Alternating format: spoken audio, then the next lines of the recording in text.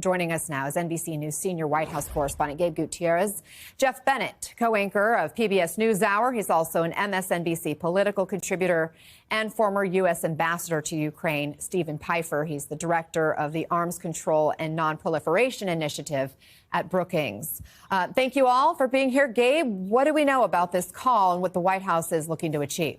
Oh, hi there, Anna. Good morning. Well, the president has changed his tone, has increasingly changed his tone over the last several days when it comes to Vladimir Putin. But White House officials say the president has been increasingly frustrated with both sides of this conflict. Still, Secretary of State Marco Rubio over the weekend wondering if it might be possible that Vladimir Putin is tapping us along, and the president essentially saying as much in a social media post several days ago. But now we understand, according to a White House official, that Putin and Trump are both speaking, and this is incredibly high stakes. Vice President J.D. Vance, on his way back from Italy, was asked about this phone call a little earlier on this morning. Listen to what he said. I'd say we're more than open to walking away. I think one open question is Vladimir Putin serious about negotiating peace? It takes two to tango. I know the president's willing to do that, but if Russia's not willing to do that, then we're eventually just going to have to say, this is not our war. It's Joe Biden's war. It's Vladimir Putin's war. It's not our war. We're going to try to end it, but if we can't end it, we're eventually going to say, you know what, that was worth a try, but we're not doing it anymore. So a couple of things that we're looking at during this phone call, or after this phone call. By the way, we do expect a readout from the White House, and also Press Secretary Caroline Leavitt saying that the president will also speak with Ukrainian President Zelensky as well as other NATO members. But then the president might have to make a tactical decision here. Does he still want to meet face-to-face with Vladimir Putin? Just last week, he said that that was something that needed to happen in order for these peace talks to move forward. This phone call should be critical to see what comes of that on. Ambassador, NBC News learning that just a few minutes ago, this phone call is underway officially. What are you watching for? Well, I have to say my expectations for the call are pretty modest. I think what we've seen over the last 3 months is Vladimir Putin has really tried to string President Trump along. And thus far, although President Trump has several times expressed frustration that the Russians are not doing more, he hasn't yet done anything to express that frustration. So even though the United States has significant leverage it could apply to pressure Russia in terms of providing more military assistance to Ukraine, proceeding to tighten sanction loopholes to increase the sanction impacts on Russia, in terms of moving with the Europeans to seize Russian central bank assets, there's a lot of things that the United States could do and the president could do that would confront Putin with the prospect that if he continues the war and doesn't negotiate in a serious way, the economic, military, and political costs for Russia are going to increase. But unfortunately, the president has not applied any of that leverage.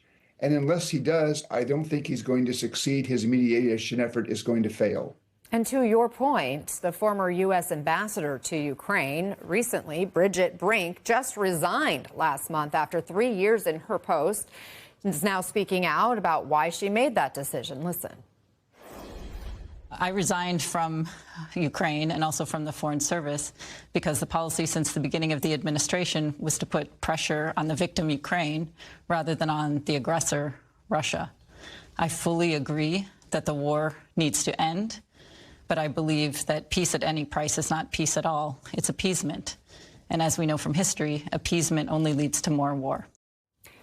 Jeff, if Putin is the last one in President Trump's ear, how do you see that shaping what comes next? Well, it's a great question, Anna, because the asymmetry here is stark. You have Donald Trump, who is pushing for a quick end to this war, and you have Vladimir Putin, who has shown that he is ready for a protracted conflict as this war enters its fourth year. He has basically said, reporting out of the Kremlin, is that he is completely unmoved by the threat of further sanctions, in large part because Russia's economy has already adjusted to years of severe sanctions. And he also appears that he is not really willing to take any off-ramp that is given to him. And so the question becomes, the fear among European capitals around the world is that Kyiv will be pressured into giving up more ground. And that if the U.S. does decide that Vladimir Putin is not operating in good faith, that to take J.D. Vance at his word, the U.S. would just walk away and say this isn't our war. Well, who would that benefit? It certainly wouldn't benefit the West. It would benefit Vladimir Putin, who by, all outward appearances views this war as existential and does not view it in his political benefit or in the benefit for Moscow to wind things down, as evidenced by that drone strike, that massive drone strike just yesterday. We know, of course, Putin's phone call with President Trump is a huge focus that we're all trying to get readouts on today. But there's also the phone call with Zelensky that's expected. And yesterday, we know Zelensky had a good meeting, at least that's how he is reporting it out, with Vice President J.D. Vance, as well as Secretary of State Marco Rubio. This was after Pope Leo's inauguration mass. And you can see the picture here with the vice president and Zelensky smiling and laughing together. This is a photo provided by the White House. Pretty striking after that Oval Office blow up just a few months ago. What more, Gabe, are we learning about that meeting and how those leaders came together? It really is remarkable to see that picture side by side with that eruption here in the Oval Office, you're right, several months ago. But there does seem to be just a slightly different posture with the Trump administration when it comes to dealing with Ukraine.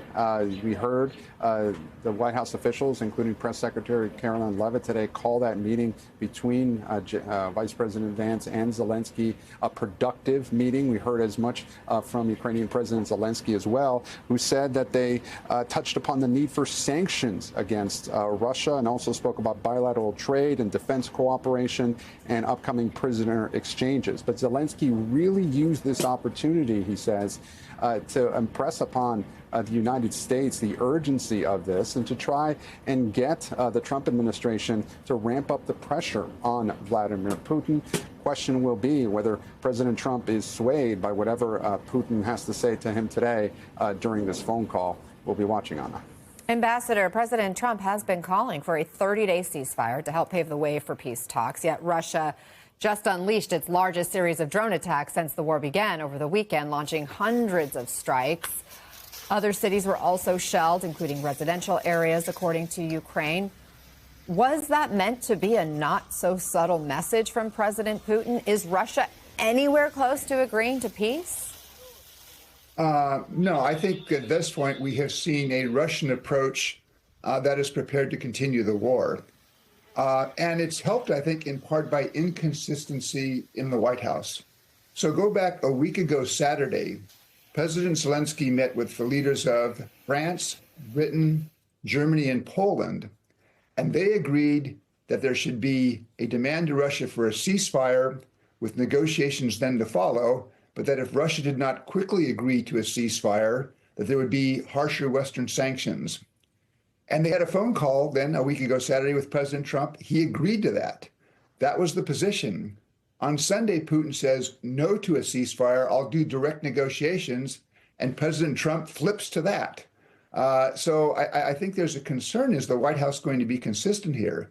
But what I think Putin is trying to do, he does not want a ceasefire. He has rejected the administration's proposal back in March for a ceasefire.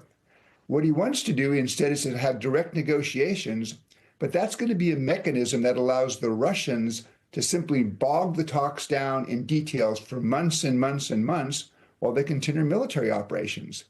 And this is why I think it's important that if the president really wants to try to bring an end to this war, he needs to start penalizing Russia for its bad behavior and make it clear that the costs to Russia are going to escalate if Russia does not get serious about a ceasefire and a negotiation.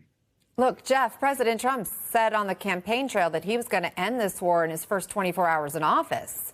He's repeatedly called for an end to the violence that's unfolding there in Ukraine. What kind of political pressure is he under to make a deal to end this conflict?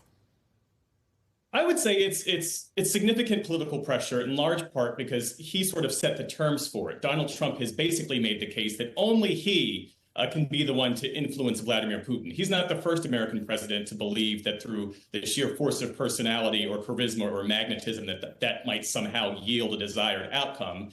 But Vladimir Putin has shown for years now that he is not willing to give up this protracted war. And even during the Biden administration, the view was that Ukraine would not win this war in a conventional sense, that this would be a negotiated end and that the goal was to give Ukraine the resources, the military intelligence, the military resources it needed to have the most leverage and to have the best seat at the table. And to the ambassador's point, you could argue that the Trump administration, by vacillating, has undermined Ukraine's position. And by J.D. Vance even saying today, ahead of the talks, that the U.S. is prepared to walk away.